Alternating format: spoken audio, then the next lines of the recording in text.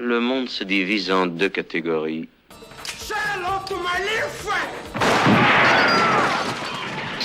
Here's Johnny! Ceux qui ont un pistolet chargé et ceux qui creusent. Toi, tu creuses.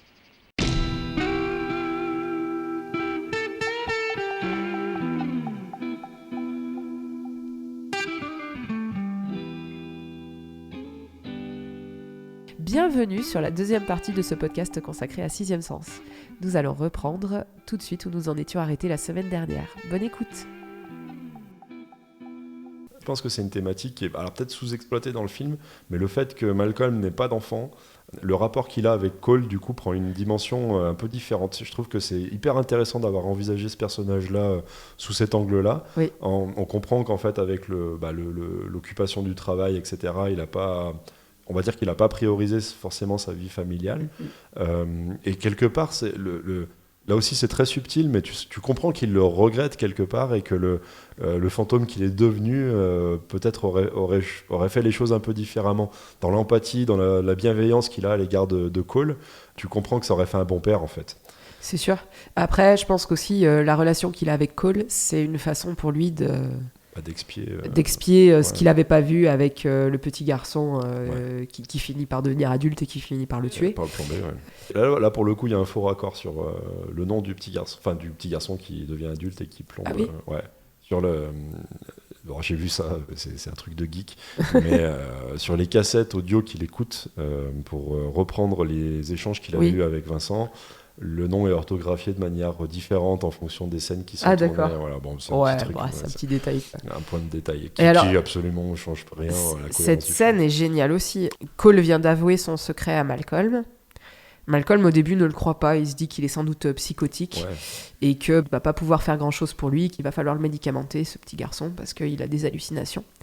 Et il décide quand même de réécouter une vieille cassette. Ça lui rappelle des souvenirs, du coup. Voilà, ça lui rappelle exactement les mêmes choses que pour ce petit Vincent, donc qui est le personnage qui lui tire dessus au début du film, qui est devenu adulte et qui lui dit qu'il n'a pas su le soigner et qui finit par le tuer et par se tuer.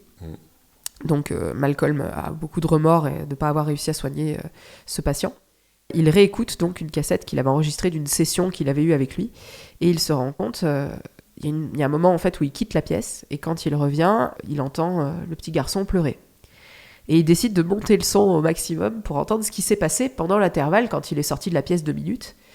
Et on entend une voix, la voix d'un fantôme en fait. C'est à ce moment-là qu'il se rend compte que non, c'est peut-être vrai en réalité, peut-être qu'effectivement il y a des fantômes. C'est intéressant parce qu'en fait si on écoute le son, en fait le fond sonore du film, il est rythmé par des centaines de respirations qui sont presque imperceptibles, mais qui créent cette ambiance particulière, comme s'il y avait une présence, en fait. Et c'est vrai que le film, moi, il me met toujours un petit peu mal à l'aise. On sent cette présence, c'est chargé, je trouve. Ouais, c'est chargé. Et c'est pareil, c'est hyper instinctif, on le voit pas, on n'arrive pas à mettre le doigt dessus non plus. Et donc, ils ont accentué ces respirations au moment les plus effrayants, quand on voit les fantômes. Et la scène où Cole raconte à Malcolm son secret, le compositeur a mis des centaines de voix qui crient, pleurent et qui grognent en sourdine. Donc on les entend pas vraiment.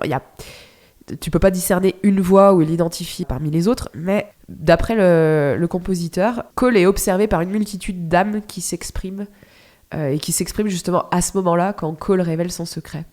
Et tous ces bruits de respiration, toutes ces choses-là qui sont en fond sonore, je trouve que ça participe vraiment à cette sensation de malaise et de présence un petit peu... Ouais, mais même, en fait, tous les trucs... C'est là où je dis il est hyper perfectionniste et c'est juste nécessaire pour le film.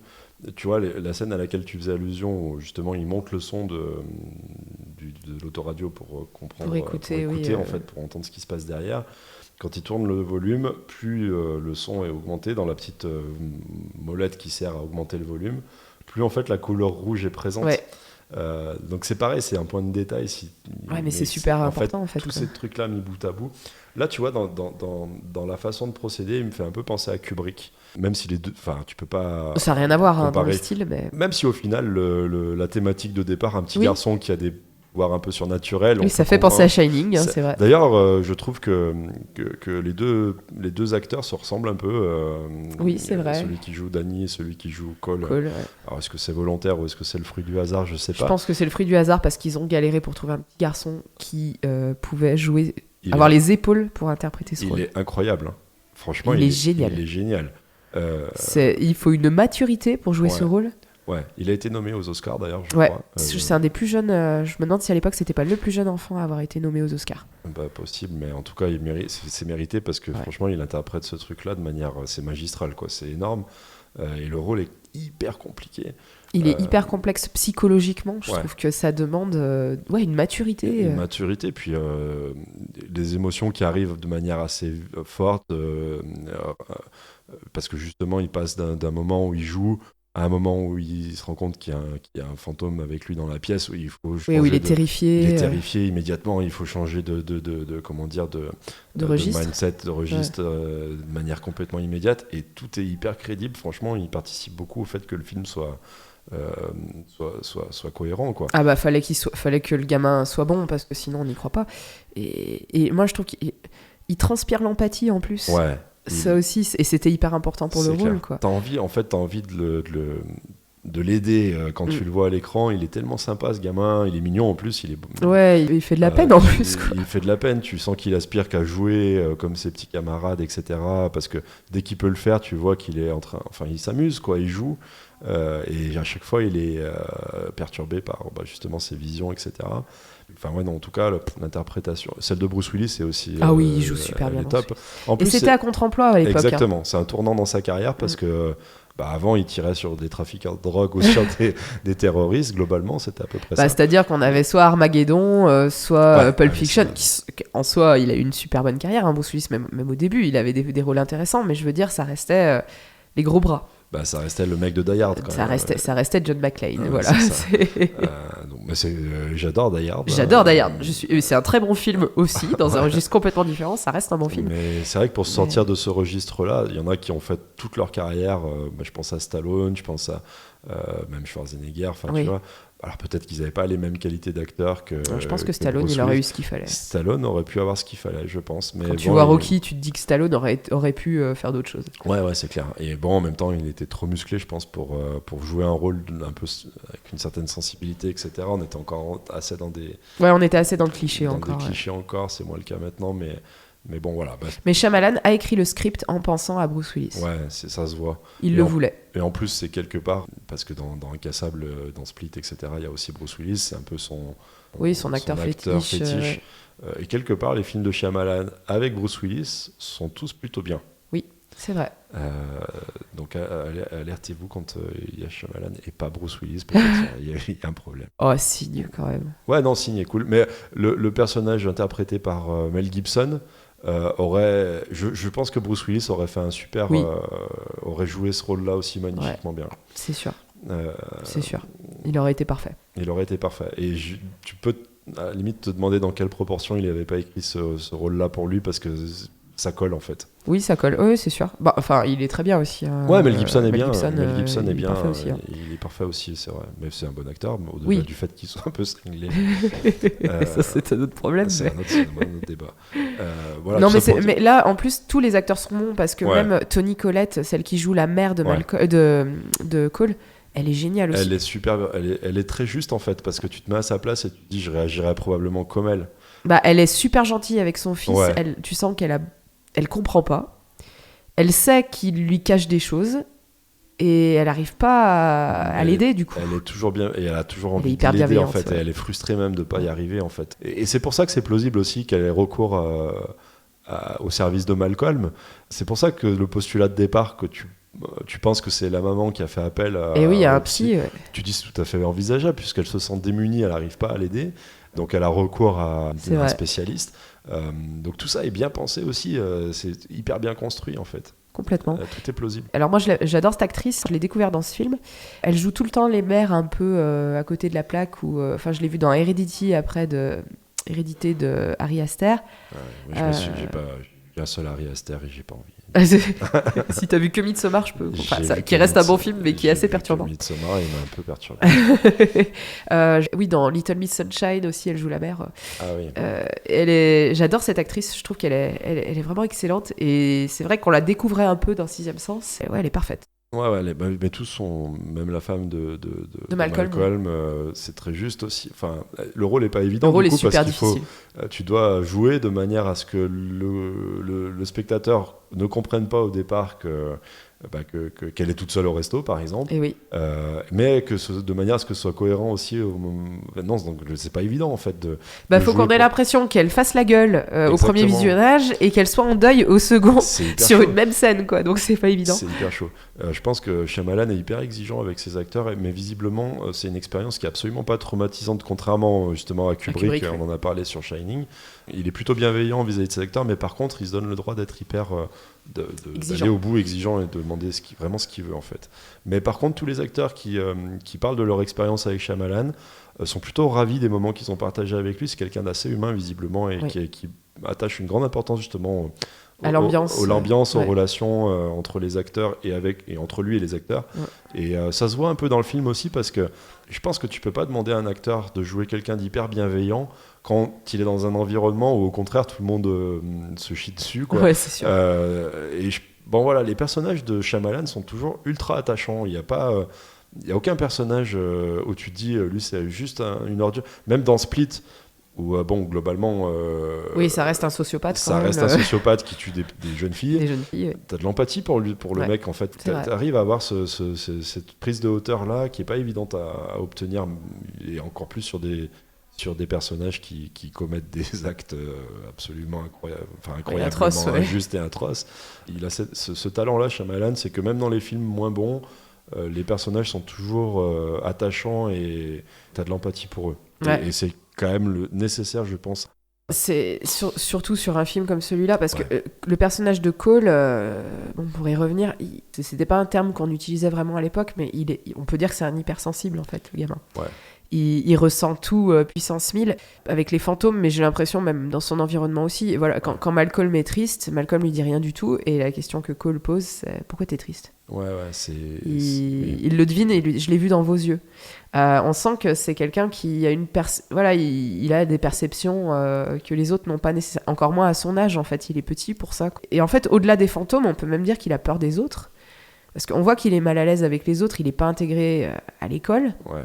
Il a un don particulier, et puis il a cette extrême empathie et cette extrême sensibilité, mais en fait il est agressé de toutes parts. Déjà rien que le rouge qui est de partout, rien que ça c'est hyper agressif. Voilà.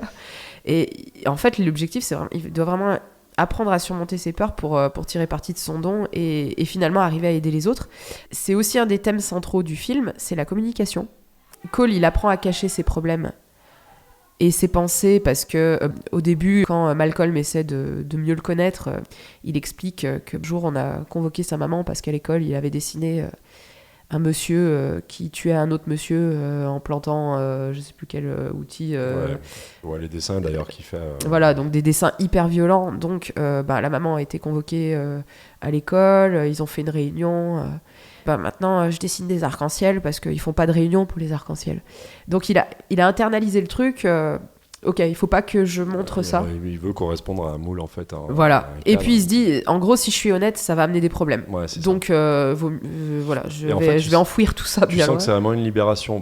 Une première libération quand il en parle à Malcolm, qui lui explique en fait ce qu'il vit au quotidien. C'est une deuxième libération quand il en parle à sa maman, un petit peu plus tard dans le film. Et enfin, tu le sens complètement débarrassé de ce poids-là quand il comprend qu'en fait il peut aider en fait les fantômes entre guillemets. C'est pour ça en fait et que c'est pour ça qu'il a ce don-là. Donc ça devient presque un super-héros au final. C'est presque un film de super-héros. Sixième sens au bout du bout, tu sais pas ce que devient Cole après. Il devient une sorte de psy pour fantômes finalement. Les rôles s'inversent d'une certaine façon. Non, je trouve ce postulat-là aussi très intéressant. En fait, il commence à aller mieux quand il comprend ce qu'on attend de lui. Oui. Et finalement, c'est vrai pour pas mal de gamins, alors avec des problématiques différentes. Diverses. Mais en fait, souvent, c'est pas le fait d'être exigeant avec les enfants, c'est pas forcément problématique à partir du moment où t'es bienveillant et où tu leur expliques exactement ce qui ce que tu attends d'eux en fait. C'est aussi une des thématiques du film, je pense, le rapport à l'enfance. Et en effet, je trouve que c'est très prégnant le fait que Cole se sente obligé en fait de mentir, de masquer son don, en tout cas le fait que la seule chose qui le différencie d'un enfant entre guillemets normal. C'est intéressant d'avoir envisagé le truc sous cet angle-là parce que du coup, ça montre aussi le rapport des enfants à la société, à dire il faut que je sois dans un moule, il faut que je sois comme ça. Quelque part, si on transpose, mon petit pote de l'école, il a des Nike, donc il faut que j'ai des Nike. Enfin voilà, on peut aller très loin dans la réflexion par rapport à ça, mais je trouve ça super bien ficelé dans le film et super subtil, la façon dont c'est traité. Mais s'il est si mal, c'est aussi pour ça. Et oui. Si finalement la société l'acceptait tel qu'il était, etc. Voir des morts, c'est pas forcément le truc le plus cool, mais je pense qu'il serait pas du tout il est mal parce qu'il est traumatisé de ce qu'il voit, ça paraît c'est évident. Mais il est mal aussi parce qu'il est obligé de cacher ça, il peut pas se confier. Et c'est au moins aussi traumatisant que l'image en elle-même. C'est-à-dire que le fait de pas être soi-même, de devoir interpréter un rôle en permanence, c'est ce que vivent plein d'enfants aussi qui voient pas forcément des gens morts, mais qui ont parlent d'autres d'hypersensibilité, qui ont d'autres problématiques comme ça, qui sont obligés de surjouer ou de sous-jouer des parts de leur personnalité. Et je trouve que c'est un sujet du film à part entière et qu'il est bien c'est très bien traité. J'avais pas vu ce truc-là avant d'être papa, je souligne. Oui, aussi. mais c'est vrai, mais ça change ta vision du truc. Moi aussi, depuis que je suis maman, le film, je le vois pas tout à fait de la même manière. J'avais forcément de l'empathie pour Cole avant parce que il est sympa comme gamin. c'est un chouette le personnage est très chouette et que dans l'histoire tu peux pas ne pas ressentir d'empathie pour lui, mais notamment sur le point de vue de l'hypersensibilité et où tu te dis on demande à nos enfants beaucoup de choses en fait. N'exprime pas trop tes émotions. Exactement. Parce que là ça dérange en fait. Donc, c'est le message qu'on peut envoyer même sans le vouloir. Oui, mais en voulant bien faire en plus, c'est pas nécessairement. Ça part pas d'une mauvaise intention en plus souvent. Mais c'est vrai que des fois t'es là, tu dis vas-y là, tout le monde nous regarde, écoute. C'est ça. Ou même simplement quand t'es à la maison et que ton gamin se met à hurler et que tu lui dis pleure pas.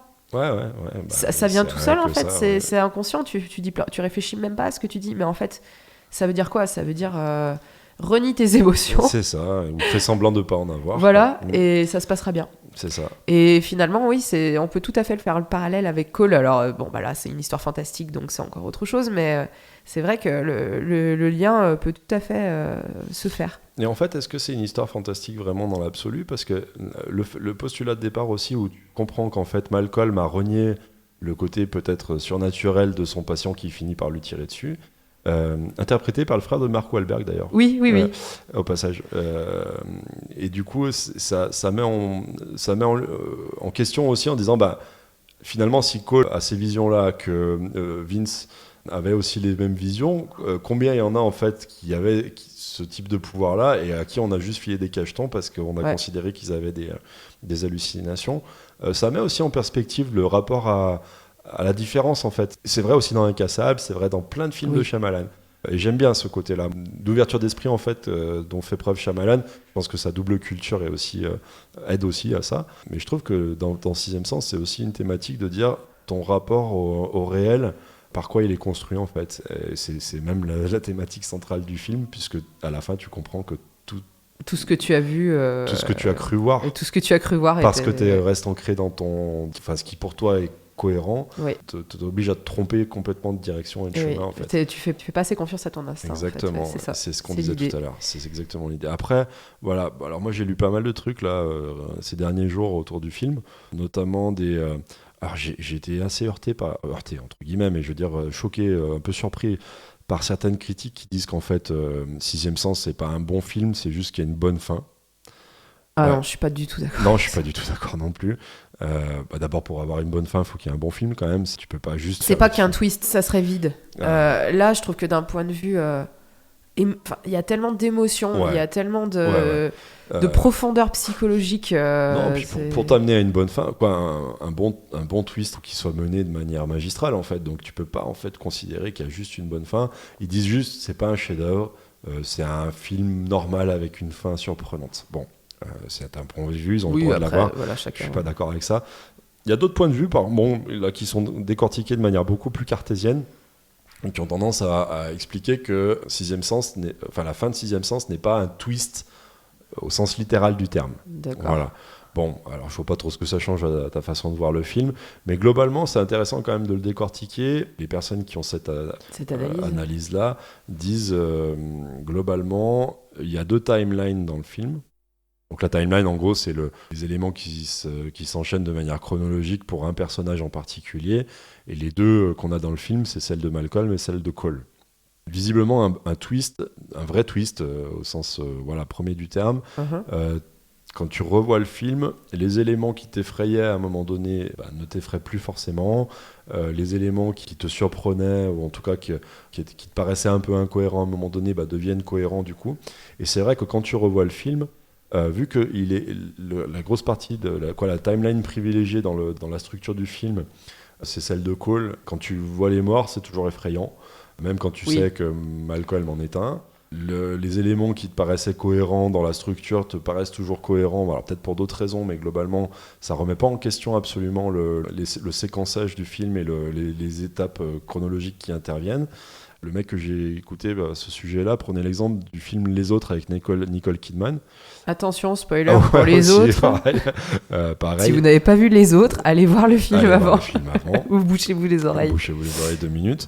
Mais en fait, quand tu comprends que Nicole Kidman et ses enfants sont en fait, eux, les fantômes, c'est vrai que quand tu revois le film, les éléments qui t'effrayaient, etc., ça change absolument ta façon d'appréhender les choses, et la structure du film est complètement remise en question. C'est absolument pas le cas dans Sixième Sens. C'est-à-dire quand tu revois le film, ce qui t'avait effrayé au premier visionnage continue à le faire, parce que justement les voix auxquelles tu fais allusion, les fantômes qui sont aussi effrayants, parce qu'ils souvent ils sont un peu défigurés, ils sont monstrueux, continuent à te mettre la chair de poule, etc. Donc vu que la timeline du film est basée plutôt sur Cole que sur Malcolm, ça remet pas tout à fait en question. Pas tout en question, exactement. Ouais. Bon, après, ça reste un retournement de situation à minima hyper surprenant. C'est surprenant. Et voilà, donc ça change pas grand-chose à la façon de voir le film.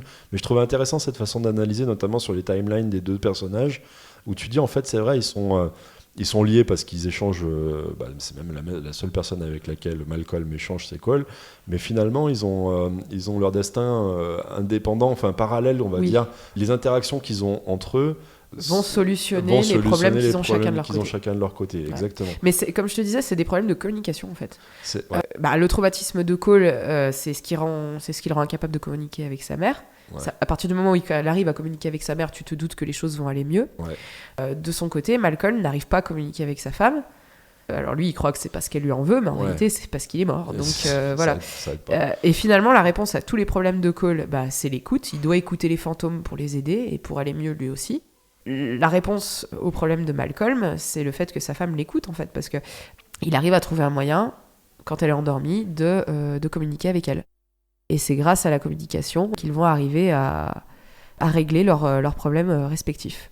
Autre chose aussi qui n'a rien à voir, qui est toujours en lien avec le film évidemment, la musique. James Newton Howard, qui est le compositeur, qui a composé pas mal de musique pour Shyamalan sur sa carrière.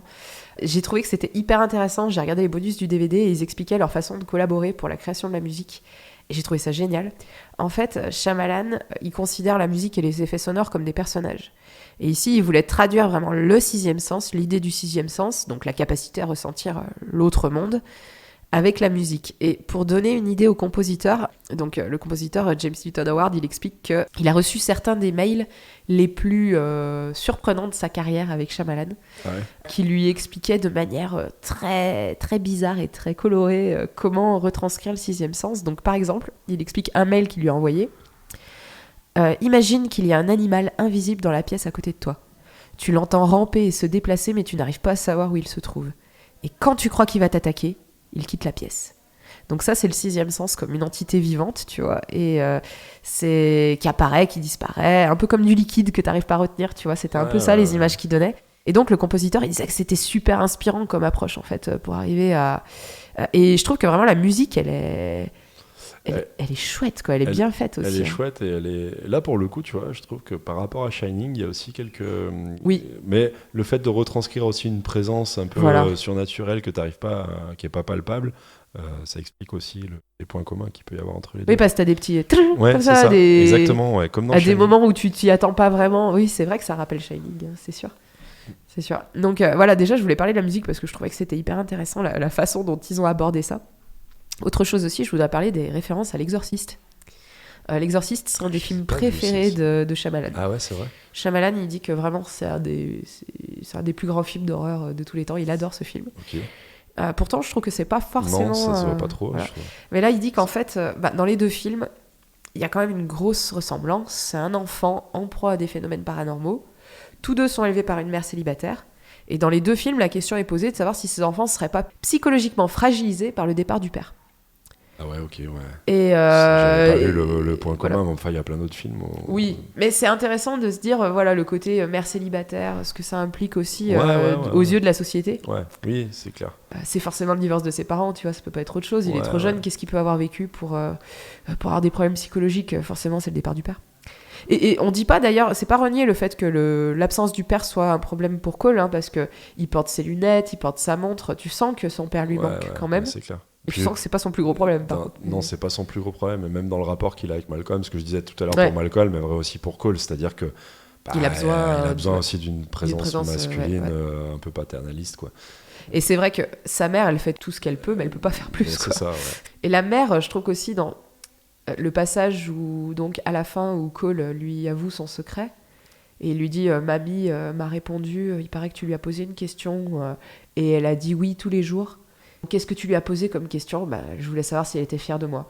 Je chiale à chaque fois sur ce passage parce que je trouve que c'est tellement...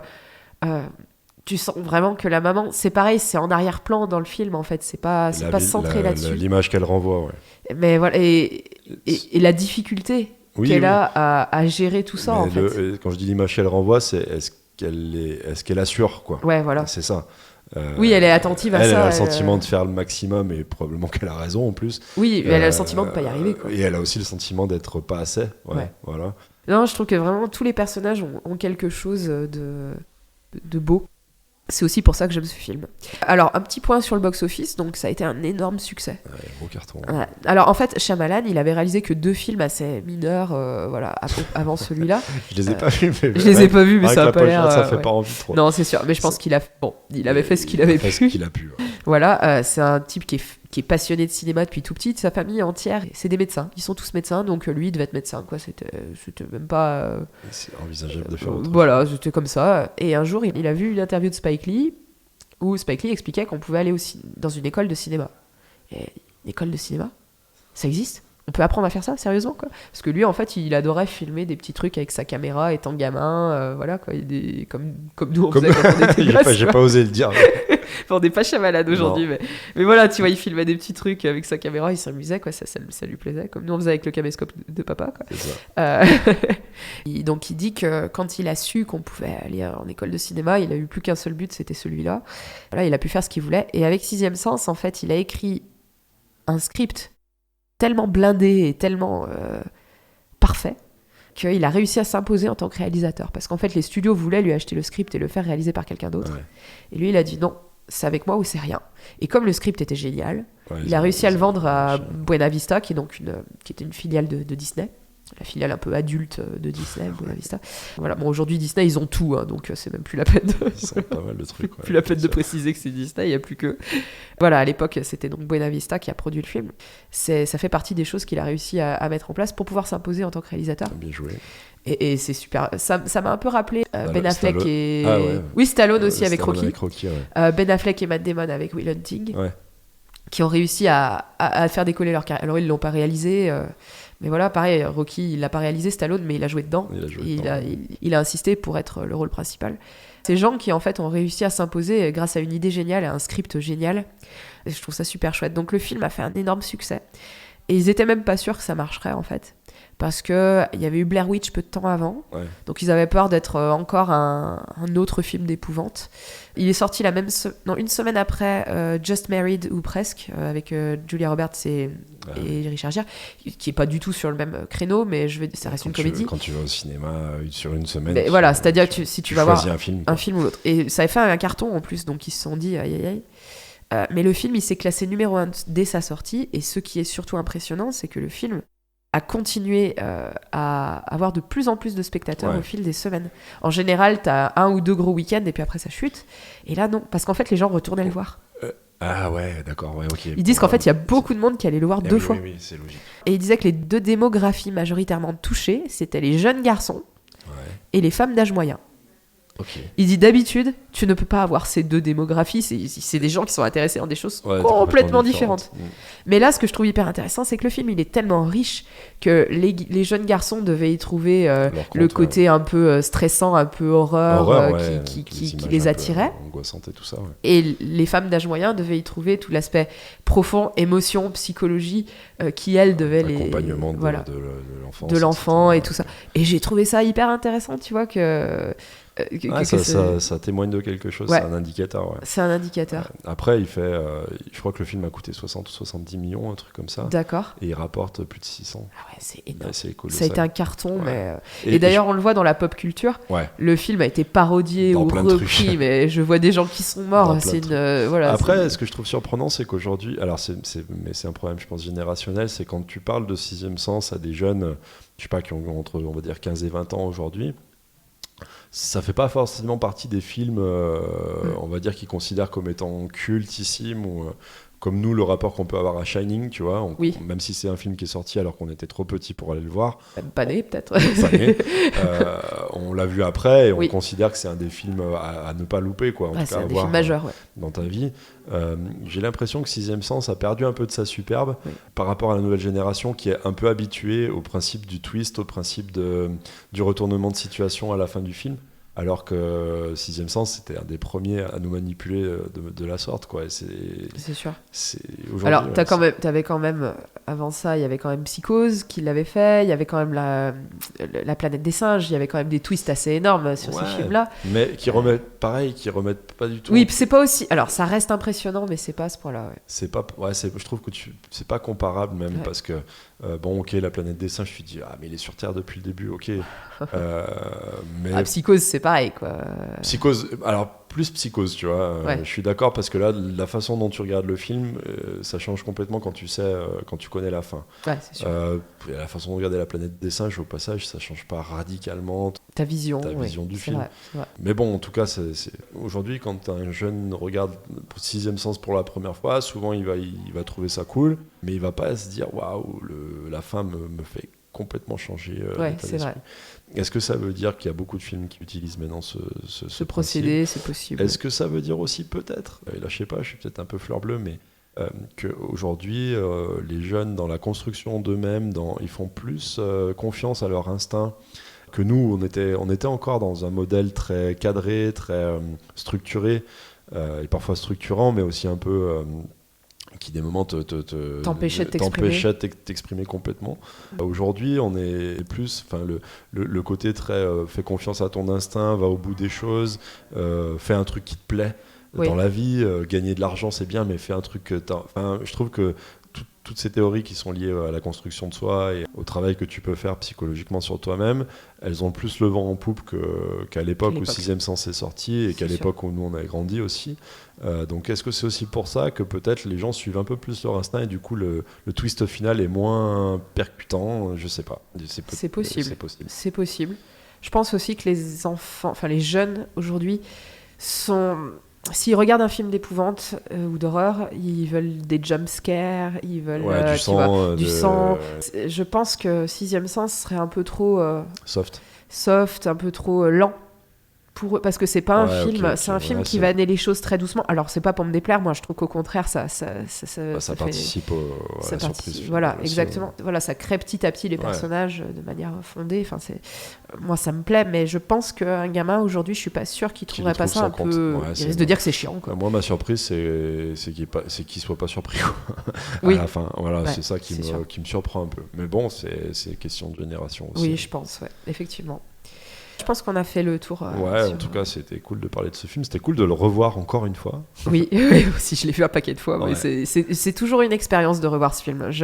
J'y trouve toujours quelque chose de différent à chaque fois que je le vois. Ouais, donc si vous ne l'avez pas vu, désolé de vous avoir spoilé la fin. Si vous l'avez déjà vu, revoyez-le. Franchement, si ça fait un petit moment que vous ne l'avez pas vu, c'est une nouvelle expérience différente. Oui, c'est sûr. En tout cas, on vous dit à bientôt. Merci à tous. On va changer de registre la prochaine fois. Oui.